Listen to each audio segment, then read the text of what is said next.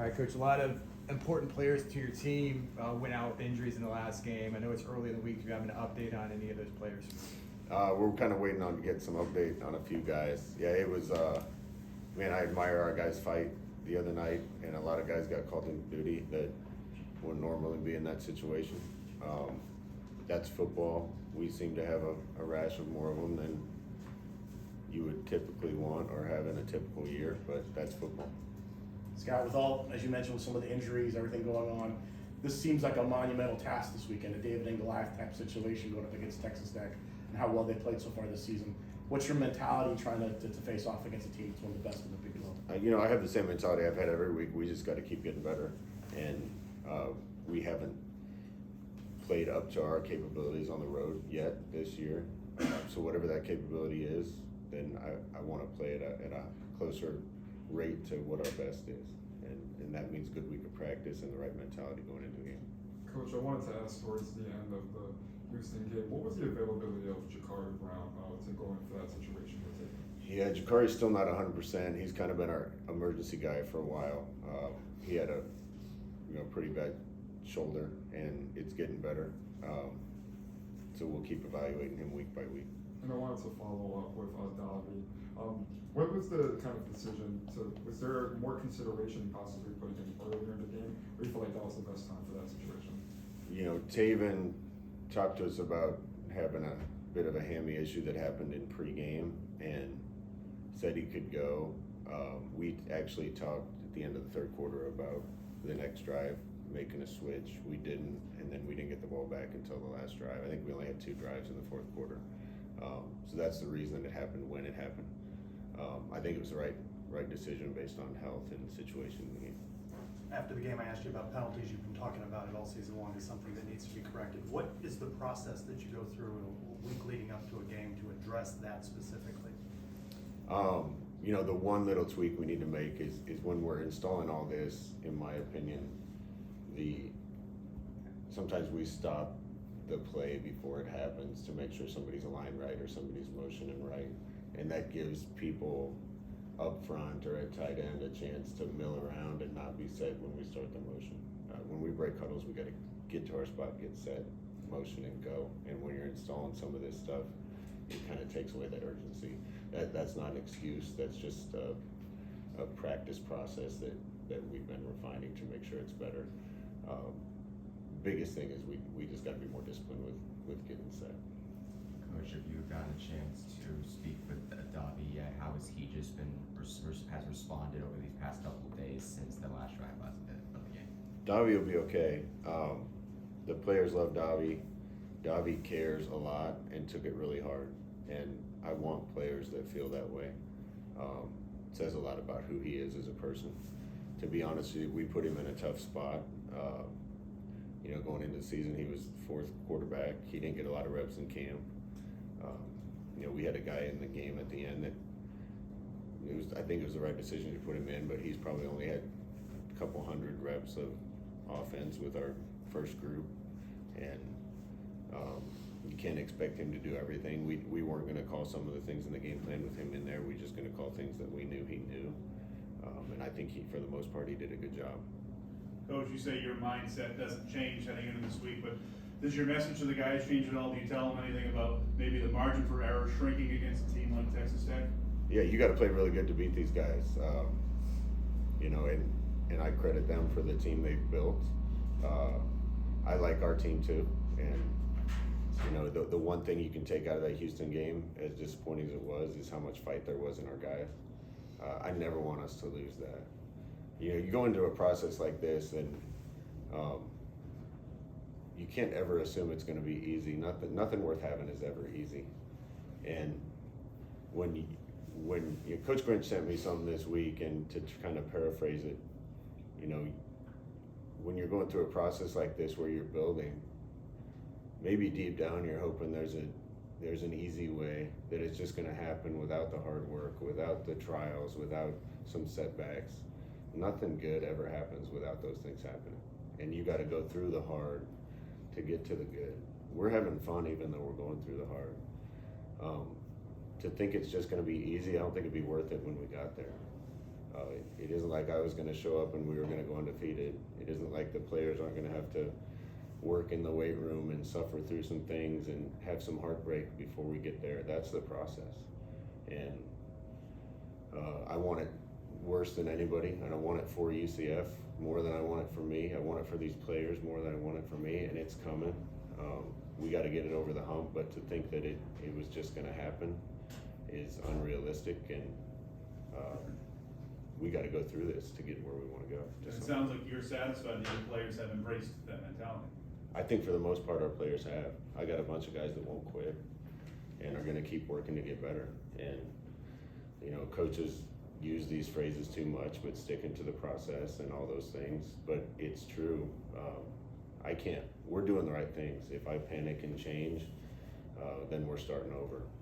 We got to stay the course. We got to battle through. I remember in the first time I was here, they were booing McKenzie at the bowl game and wanted me to take him out, and he just kept battling. And then the next year, that he's a hero. I walked off the field yesterday, and some student was yelling at me. You know, you got to go through those things if you're going to get it to a point that everybody wants it. You know, this team fights. We got a good team. We're a player or two away in a couple games from being a 6-3 team. We're not. We got another opportunity to go play this week, and really, if you take a giant step back from it, we get to coach football and play football, and we get to do it against a really good team, and that's fun. Everybody would sign up for that. That's the mentality I want our guys to have, knowing that if we stick to what we need to do and go through the hard to get to the good, it's going to be even more worth it at the end. ESPN reported last week that Texas Tech has invested $7 million on its defensive line transfers alone. Obviously, they've got a financial backer or two, and then the rev share model has changed. But on a broader scale, how does this, how do you guys can adapt and compete year on year when you have that sort of maybe disparity in even in your own league? I don't want to talk about them specifically. What I will talk about is the broad picture of all that. I hate where the game is right now. It's great that players are being compensated, but there was absolutely no guardrails around it, and that's a shame for a guy that spent most of my life in college football and loves it and loves the purity of it. It's not where it should be right now. That being said, the teams that are doing things to get ahead, it's the old saying, you don't hate the player, hate the game. I don't blame them, and they did a good job using their resources to get a good enough team to be 8-1 right now, and sure, everybody wishes they could do that. Not everybody has the ability to do that, and I think we put together a really strong team with what we had, and we're going to keep having more because of the work that Terry and other people are doing. And in the meantime, we're just going to keep battling and having fun. And I respect them for what they've done. Wish we could just do it. We can't yet. We're getting there, but in the meantime, we get to go play football and try to compete against a good team, and that's fun. Coach, you talked a lot about how Davi responded to that final drive, but also with Taven coming out, what are you hoping to see from both guys in practice this week? I think the big thing for our football team, quarterback included, is we're not making enough hard plays. When we scheme something or there's something right there for us to make, particularly offensively, we make the play. We need some more dirty yards. We need a quarterback to hang in the pocket and make a tough throw.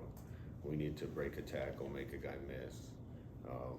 We need to run and get a first down when it's appropriate. Davi did some of those things. Whoever's playing quarterback, we need to see those things from. And when you watch the good teams at any level, that's what happens. If everything has to be perfect for us to function well, then we're not a very good team. We need to make it happen even when it looks different or it gets a little tough, and that's part of the growing process. I know the running back room has been hit a little bit hard with injuries. How can you maintain sort of a run-pass balance? I know you've been using Dwayne a little bit more in the run game. How's that help just keep the balance between the run and the pass and have different kinds of threats out there? Yeah, it all goes back to a little bit having a 105-man roster now, and you can only have so many people at every position. There's a few spots where we're thin enough that we're having to borrow people for practice. That's just the game again, and won't happen every year to every team, but once in a while you have a rash of injuries. It seems to happen at one position when it happens. We're down Swint and Stacy, and we're down Miles at the end of the game, and that makes us pretty thin. We got some guys capable of carrying the ball, and I'm sure they're excited about their chance, and we got to make the best of it. Coach, with all the injuries to the team, what's the message to the guys to help them step up this week? Keep fighting for each other, and they will. I think that's, just hearing from guys, a little piece that was missing, and I think it's building and it's developing with our group. We got a great group of guys, and I don't think that this group would ever quit on the team or on each other. So we got 3 more games. We're gonna have fun. We're gonna attack with no pressure on us, just like I always want us to, and try to be great. And that starts this Saturday. What are your initial impressions of Texas Tech from what you've seen on tape, and what sort of challenges they present to you guys? What I admire about them is they have a good team. They have a lot of talent, and they keep it pretty simple because of that, so their guys can play fast. They have pretty good players at every position, and they don't overcomplicate it for them. They just let them go out and play ball. That means schematically, there's some things that we see that we can do on both sides. It still comes down to one-on-one matchups a lot, and they got good players. So we got good players too, and we got to go try to win the majority of the one-on-ones if we can. Speaking more on Texas Tech, defensively they've been incredibly strong all season. Many playmakers on that side. What stands out about looking at their defense? Well, they got a guy in the middle that makes a ton of tackles. They got good pass rushers. They're really stout up front in the middle. I think their secondary does a good job keeping things in front of them and not giving up any big plays. And they're really active. You see something open and a ball goes somewhere, and the gap gets closed fast because of the talent on their team. So you got to earn it against them. Scott, you guys have struggled on the road. What sort of things do you need to, especially coming off the Baylor loss, what sort of things do you thought you guys played really, or you guys were ready for that game? What do you guys need to do maybe to get over that road hump a little bit? Is there something that maybe kind of is practice, more efficient in practice? What do you think you need to do? No, I think it's just a mentality and a growth thing. We got to be, again, like I said, doing the tough things. It's tougher to win on the road than it is at home. It's easy to play your best at home when all the fans are behind you. It's more fun to go on the road and surprise somebody and fight through something hard. That reward is bigger. But you got to be tough to do that. You got to be together and you got to be tough. And to this point, we haven't won on the road. We haven't been up to that challenge, but we get another shot this week. Coach, season-long struggle with penalties. How just frustrating and how much of a struggle has it been to establish an offensive identity when the team is constantly pushing themselves behind the chains? Yeah, it's a lot of pinpricks and paper cuts. When you're really good on offense, a 5-yard penalty doesn't slow you down as often as if you're growing. But when you're growing, you need to not have those. We didn't have as many Saturday. The frustrating one for me is put Davi in and call the play, and we got him out there fast, and it's one of his first times out there, and we had 2 timeouts left, and I didn't want to burn a timeout at the beginning of a series, but he did a good job erasing that. And when you're a good enough team, you can erase some of those things. So it's a double-edged sword. We got to continue to eliminate those and be better so we can overcome the ones we have. After the game and a little bit more of late, you've been saying you know where this is going. Would you expand on that a little bit more for the fans? What does that light at the end of the tunnel look like? Well, it's kind of what I said. This was always going to be a process, and I knew we had enough talent to be competitive in this league, and we do, and we still do. Like I said, a couple plays here and there, and it looks a lot different right now, but that's the process you go through. We're developing a culture, we're developing a bond, we're developing a team. We're identifying guys on our team that are leaders and that we need to build around. So we're going to get this done and we're going to get it there.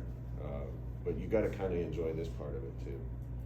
Again, because if you could snap your fingers and win, everybody would be doing that. It takes more than that, and you have to kind of embrace and try to enjoy the process and the struggles that help you get there. One more. Coach, what's the biggest thing you want the team to take away from a week of practice like this?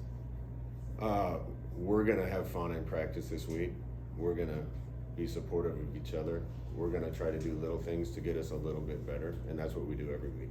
And there's still some things that I see on our team that we're not executing good enough. We're gonna focus on those things while putting in a game plan, and then we're gonna go try to execute it as best we can. Let the chips fall where they may, and then go right back to that again. And we're doing the right things. We're getting better. Every time one thing comes up and you fix it, there's another thing that you have to fix, and that's part of the process. And we'll keep doing the right things until it's where everybody wants it to be. All right, thanks, Thanks, Coach. Thanks, Coach.